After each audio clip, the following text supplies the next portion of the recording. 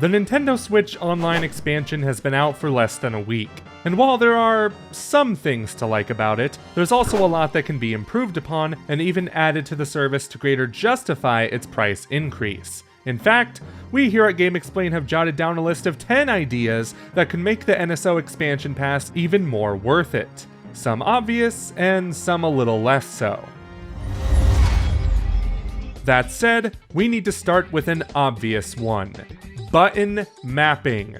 Let's face it, for better or worse, there's nothing like the Nintendo 64 controller. The button placements are, let's just say, unique, and that doesn't translate well into a normal controller like the Switch Pro controller, in which the C buttons are mapped to the right stick, with half of them also being mapped to X and Y, unless you hold ZR to convert all the face buttons. Button mapping would help remedy this issue, as not everyone can buy the Nintendo 64 controllers, but that brings up another problem. You can't even remap that controller. This isn't so much a problem within the Nintendo 64 Online app, as it is in other games that you might want to play using the Nintendo 64 controller, like the 3D All-Stars version of Super Mario 64, which you can't even punch because 2 buttons are mapped to jump.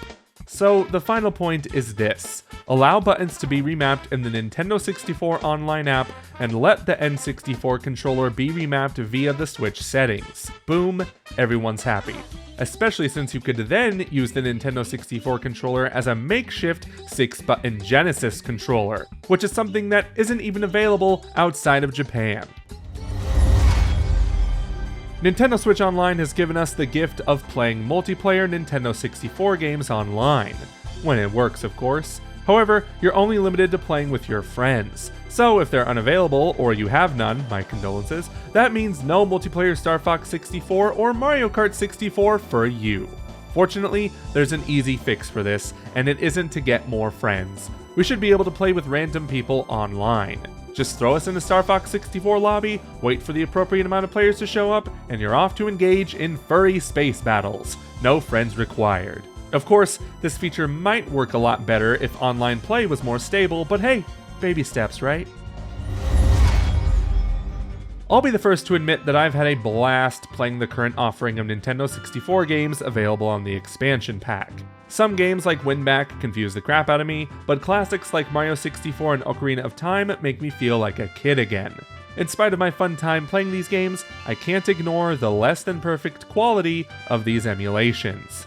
Namely with Ocarina of Time and its infamous lack of fog. Not to mention the input lag, which I barely noticed, but it's definitely there, and it doesn't have to be. At least I think, because apparently this might be a problem with emulators as a whole, but still, if it can be fixed, that would be great. The Nintendo Switch could be the best platform to play these classic games on, so why not make that dream a reality?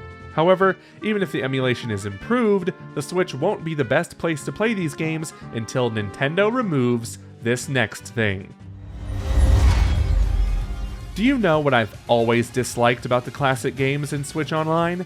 It's not the games themselves, but the fact that there is an ugly border around them that cannot be removed. Honestly, out of all the decisions made about Switch Online, this one baffles me the most. Removing, or at least customizing this border, should be the most simple feature added to the settings, but for some reason, it isn't. This is something that's always bugged me from day one of the service's launch, and I hate it even more with the Nintendo 64 games. What is it about this border that's so important to Nintendo that they never added a setting to remove it? The world may never know. Now that I'm done ranting about texturized borders, it's time to talk about a more useful feature in most of the NSO apps: rewinding. Every time I die, I can just rewind a few seconds to make sure it doesn't happen again. Without rewind, I wouldn't be able to beat Contra. Just kidding, I can't beat Contra period, and if you can, you're not human. But oddly, the Nintendo 64 app skipped this feature entirely.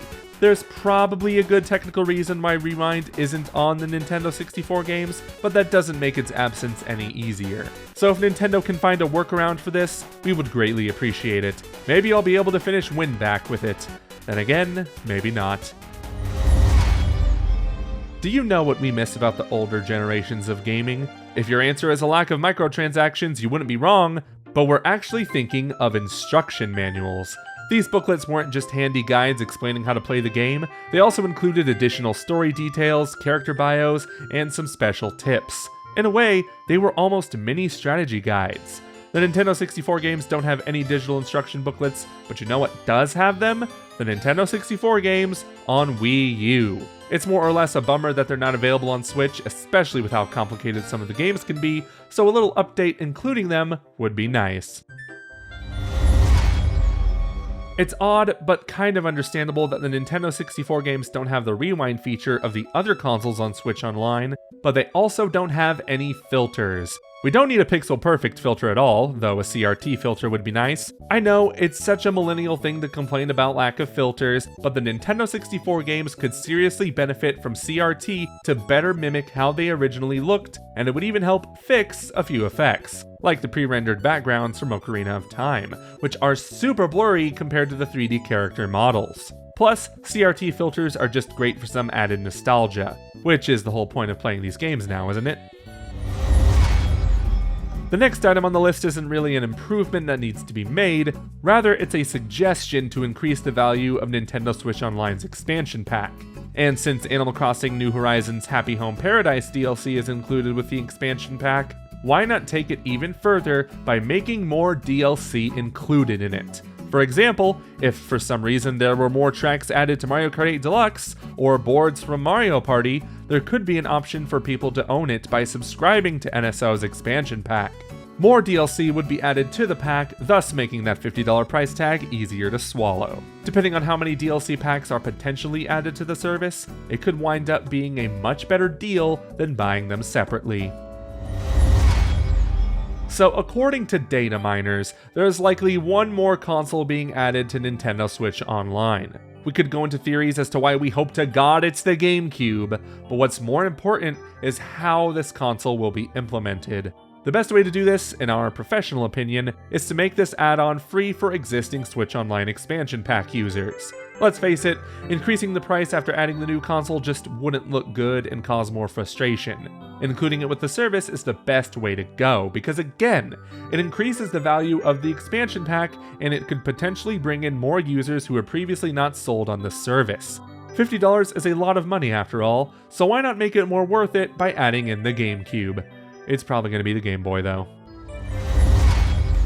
There may already be occasional free trials of games for Nintendo Switch Online members in specific time frames, like Minecraft Dungeons, Crash Team Racing, etc., but why not sweeten that deal and make expansion pack exclusive demos, especially for online games like Mario Kart 8 Deluxe, Mario Party Superstars, and Splatoon 2 or even 3. That way you can demonstrate the capability of Nintendo Switch Online with first-party games. After all, the online tends to work better with those games in particular. The current Switch Online free trials are only for third-party titles, so the addition of first-party titles with the expansion pack gives players another reason to purchase it. While we're throwing ideas out there, maybe make these trials longer than a week. How about 2 weeks? 3 weeks? A month? Honestly, for $50 a year, month-long trials would be great. And those are 10 of our ideas to expand the expansion pack for Switch Online. Do you have any other ideas? Let us know in the comments below, and check out the videos on the right for more topics you might be interested in. Until next time, bye.